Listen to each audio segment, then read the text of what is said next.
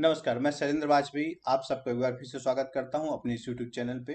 जैसे आप देख पा रहे हैं मैं लाइव हूँ लीचेस पे और अभी मैंने एक मैच चैलेंज किया है 3+2। मेरी करंट रेटिंग 2518 है और जो मैंने चैलेंज किया है 2518 एंड अबव। देखते हैं अपोनेंट कौन आता है। तो आप बड़े ध्यान से देखिए गेम को। ब्रिड्स का यूज अगर आप सही तरीके से करें तो आपके गेम में काफ़ी इससे इम्प्रूवमेंट आ सकता है, क्योंकि ब्रिड्ज ऐसा है जिसमें आपको जल्दी चलने की हैबिट डेवलप करना होगा और आपकी जल्दी कैलकुलेशन भी डेवलप होगी। साथ में इंट्यूशन भी आपका कहीं ना कहीं डेवलप होता है, क्योंकि कुछ मूव ऐसी होती है जिसमें आपको कैलकुलेट करने का टाइम नहीं होता और अपने इंट्यूशन पे आप चलते हैं। इंट्यूशन मतलब फीलिंग बोर्ड की कि आपको क्या फील हो रहा है। कई बार हम मूव कैलकुलेट करने का टाइम नहीं होता है कि हमको लगता है कि सेक्रीफाइस या ये मूव या ये जो आइडिया हमारा ठीक है, बट प्रॉपर कैलकुलेशन का टाइम नहीं है बोर्ड पे, तो आप इंट्यूशन बेस्ड मूव करते हैं। और कई बार टाइम होने के बाद भी पोजीशन इतनी टफ होती है कि आप उसको कैलकुलेट नहीं कर पाते हैं। तो वहां पे जो काम आता है वो आपका होता है इंट्यूशन, आपकी फीलिंग बोर्ड पे। और फीलिंग आपकी धीरे धीरे डेवलप होती है, एक दिन में डेवलप नहीं होती। अपोनेंट यहाँ पे मिल नहीं पा रहा है, तो क्विक हम सर्च कर लेते हैं। क्विक में ये रहता है कि अपोनेंट की थोड़ा रेटिंग हो सकता है कम आए, 3+2। यहाँ पे क्विक अपोनेंट आ गया, ठीक है। अपोनेंट की रेटिंग 2480 है। स्टार्ट करते हैं match. E4 C5 night F3 G3 opening session का मैच है, sorry close session. Bishop G2 bishop D3। Okay, तो यहाँ पे अपोनेंट हमको D5 स्क्वायर दे रहा है, तो नाइट ने D5 स्क्वायर को इमीडिएट कंट्रोल कर लिया। दूसरे नाइट को आते हैं, ताकि एक नाइट हटे तो D5 पे दूसरा नाइट आ जाए। ठीक है, अब अपोनेंट यहाँ बिशप से टेक करने वाला है। हमारे पास ऑप्शन है इस नाइट को टेक होने दें या फिर ये नाइट ला के सपोर्ट दे दें इसमें से, ताकि एक नाइट हटे तो दूसरा नाइट पोस्ट हो जाए। और एक सेकेंड ऑप्शन आपके पास है दूसरा, कि आप पॉन को यहाँ पे इस स्क्वायर पे लाके और इसको सपोर्ट दे सकते हैं। ठीक, तो दोनों प्लेबल हैं।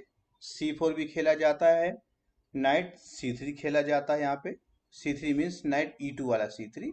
और एक सिंपल ये भी आप मूव कर सकते हैं कि यहाँ पे एजिटेड पोजीशन मेंटेन रहने दें और उसको डिसीजन लेने दें कि अपोनेंट क्या कर रहा है। तो अभी मैं अभी यहाँ पोजीशन मेंटेन रखता हूँ और अपोनेंट को डिसीजन लेने देते हैं कि अपोनेंट हमारे नाइट को टेक करना चाहता है या नहीं। तो हमने सिंपल यहाँ पे कर लिया कैसलिंग। अपोनेंट की मूव है, अपोनेंट टेक करता है तो यहाँ पे प्री मूव। ठीक है, अपोनेंट टेक नहीं किया तो प्री मूव हुई भी नहीं थी यहाँ पे। और अब हमारे पास ऑप्शन है F4 करके खेलने का, लेकिन F4 के पहले B2 पॉन पे थ्रेट आ सकता है, उसको देखना होगा। नाइट से फिर सपोर्ट दे सकते हैं हम, जैसे कि पहले गेम में हो रहा था। लेकिन इसमें थोड़ा सा आइडिया मैं चेंज करके प्ले करूंगा, और मुझे यहाँ पे आइडिया ये चेंज करना है कि मुझे D4 ब्रेक चाहिए। ये वाला पॉन मुझे चाहिए D4 पे। लेकिन आप देख पा रहे हैं D4 पे अगर यहाँ पे चलने की कोशिश करें तो 1 2 3 और 4, इतने ज्यादा अटैक हैं D4 पे कि D4 हम चल नहीं पाएंगे। तो इसको प्रिपेयर करते हैं, पॉन पुश।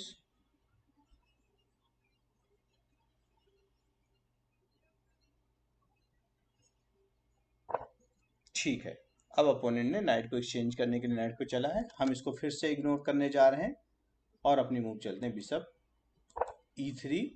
और अब हम D4 का प्लान कर सकते हैं, यानी पॉन ब्रेक का। ठीक है, अब पॉन ब्रेक आ रहा है, तो पॉन ब्रेक पहले एक अपोनेंट की वीकनेस और क्रिएट हो गई है, वो H6 पे है। तो क्वीन को ले आते हैं D2। आइडिया है H6 पे अटैक करने का इस पॉन पे, जिसको सपोर्ट दे दिया किंग ने।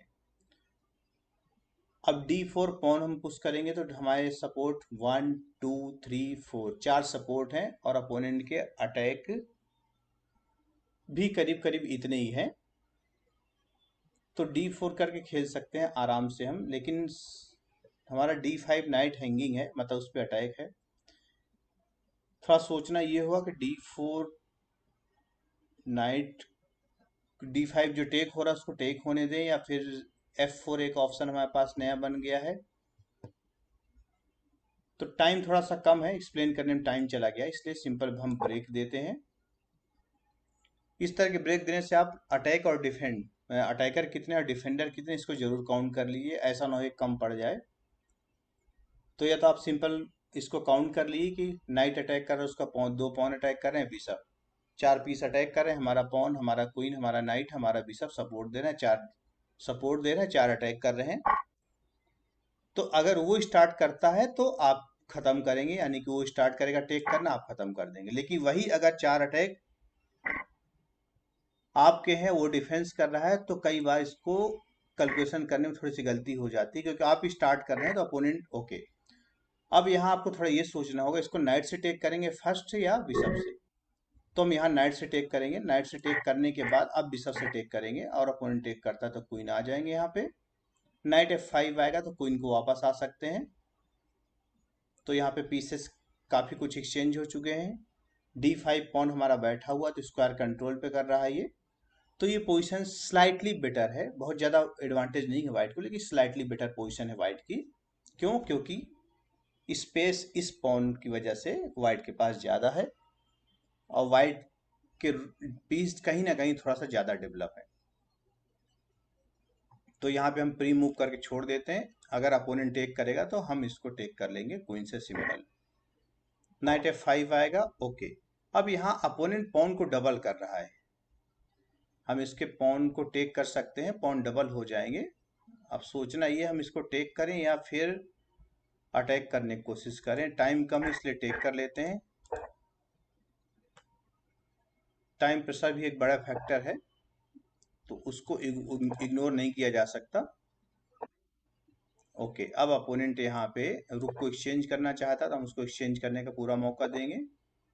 ओके, अब नाइट F3 आ रहा है, तो नाइट F3 रोकने के लिए हम किंग को G2 चले जाते हैं। नाइट C2 आएगा तो उससे कोई प्रॉब्लम नहीं है। नाइट C2 से प्रॉब्लम क्यों नहीं, आप थोड़ा सा सोच लीजिए। अब हमको स्क्वायर स्लोली स्लोली कंट्रोल करना है, तो हमें यहाँ पहले फाइल चाहिए रुक की। ओके, रुक की फाइल अपोनेंट हमें नहीं दे रहा है, तो हमें देखना क्या इधर से हमको फाइल मिलेगी। हमारा रुक अगर C7 तक चला जाए तो पॉन पे अटैक किया जा सकता है उसके। लेट्स सी, देखते हैं क्या होता है अभी।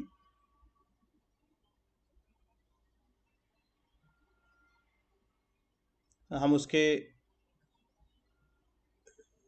B7 पॉन पे अटैक कर रहे हैं और वो टेक हो सकता है। सोचिए अगर रुक B8 आएगा तो आप क्या करेंगे, आप थोड़ा सा टाइम लेके जल्दी कैलकुलेट करिए।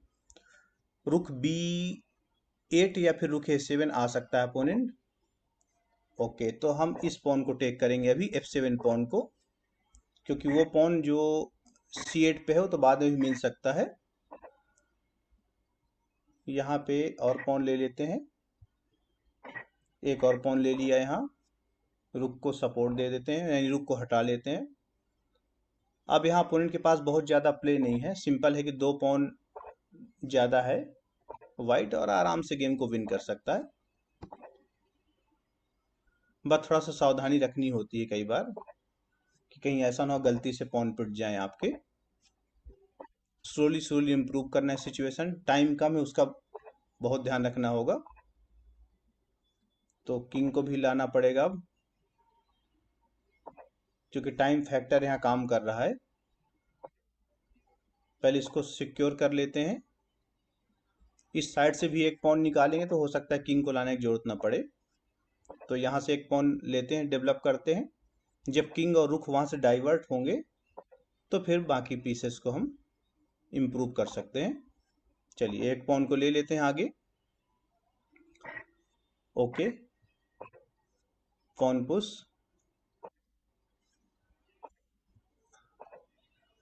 फिर से सपोर्ट देना पड़ेगा। अब यहाँ थोड़ा रुक को फ्री कर लेते हैं, अभी टाइम मिल रहा है रुक को फ्री करने का। ओके, अपोनेंट कह रहा है हम रुक को फ्री नहीं होने देंगे, तो सपोर्ट वापस दिया। अब यहाँ हम रुक को, और कोई तरीका हमारे पास फ्री करने का, इधर से फ्री हो रहा है रुक, ठीक है। पॉन पुश, पॉन पुश किया, फिर से स्लोली स्लोली पॉन को इम्प्रूव करते हैं। अब फ्री हो सकता है रुक, यहाँ अभी टाइम है, आराम से फ्री हो गया रुक। फिर से किंग को मूव करके पॉन को सिंपल पुश कर देते हैं 1 2 3, और पॉन को भी कोई रोकने वाला है नहीं। इसको सेव कर लेते हैं, क्योंकि रुख जो है पॉन को तो रोक नहीं पा रहा है, तो सेव करने में कोई प्रॉब्लम नहीं है। ठीक है, हट जाते हैं इसको। ओके, और एक बार मूव करना पड़ेगा। चेक के साथ हम इसको अब किंग को मूव कर लेते हैं। यहाँ किंग को मूव करने के बाद पॉन पुश, और पॉन पुश, गेम हो जाएगा ओवर। लेकिन पहले रुख को चेक दे देते हैं, नहीं तो फिर चेक के बाद हमारा रुख जा सकता था। और अब पॉन पुश हो गया, जिसको कि अपोनेंट रोक नहीं पा रहा है। आप यहाँ सिंपल रुक को ऐसे रख सकते हैं ताकि क्वीन प्रमोट हो, और अपोनेंट ने यहाँ पे रिजाइन कर दिया। तो आपने यहाँ पे देखा कि अगर आप ब्लिट्ज मैच भी खेलो 3+2, तब भी आपके पास टाइम है कैलकुलेट करने का, लेकिन आपको कैलकुलेशन फास्ट रखनी होगी थोड़ा। और जो ओपनिंग के बेसिक्स आइडिया है, जो बेसिक्स मूव है शुरू के स्टार्टिंग के, वो आपको मेमोराइज होनी चाहिए, या एटलीस्ट उनका आइडिया आपको पता होना चाहिए। क्योंकि आप अगर ओपनिंग में मूव सोचने में टाइम खराब कर देंगे, तो ब्रिड्ज में आपका रिजल्ट वैसे भी खराब हो जाएगा। तो ब्रिड्ज एक बहुत अच्छा तरीका है आपको ओपनिंग प्रिपेयर करने का। आपने कोई ओपनिंग प्रिपेयर की, फिर उस ओपनिंग को ब्रिड्ज में खेलिए, और आपको फास्ट कैलकुलेट करते हुए अपनी मूव चलते जाना है। और इसमें आपको ये समझ में आ जाए कि आप ओपनिंग पे कहाँ गलती कर रहे हैं, या जो ओपनिंग के लाइंस हैं वो आपने याद किया था कहाँ भूल रहे हैं, या फिर उसका लॉजिक आप जो मिस कर रहे हैं वो किस वजह से हो रहा है। कई बार होता है कि एक पर्टिकुलर मूव हमारे माइंड पे नहीं आती, क्योंकि उसका आइडिया हमारे माइंड पे बैठता नहीं है। लेकिन ब्रिड्ज के साथ साथ आपको लॉन्ग गेम प्ले करना है। जैसे हम लोग अभी, या मैंने जैसे ब्रिड्ज पे प्ले किया है अभी, लेकिन मेरा एक्सपीरियंस टूर्नामेंट का भी करीब करीब 20 ईयर्स से ऊपर हो चुका है। 94 मैंने पहले टूर्नामेंट खेलना स्टार्ट किया था, 25 ईयर्स हो गए लॉन्ग गेम खेलती है। देन ब्लिट्ज में ये स्टेटस आया है। उसमें भी मैंने बहुत ज़्यादा प्रिपरेशन नहीं की कभी, और जितना भी प्रिपरेशन किया, जितना भी मेरा गेम है, वो आपके साथ शेयर कर रहा हूँ, ताकि आप स्लोली स्लोली अपने गेम को इम्प्रूव कर सकें। चलिए, उम्मीद करते हैं वीडियो आपको पसंद आया होगा। अच्छा लगा वीडियो तो लाइक और सब्सक्राइब भी कर लीजिए चैनल को। मिलते हैं अगले वीडियो में। इस वीडियो को देखने के लिए आप सबको बहुत बहुत धन्यवाद।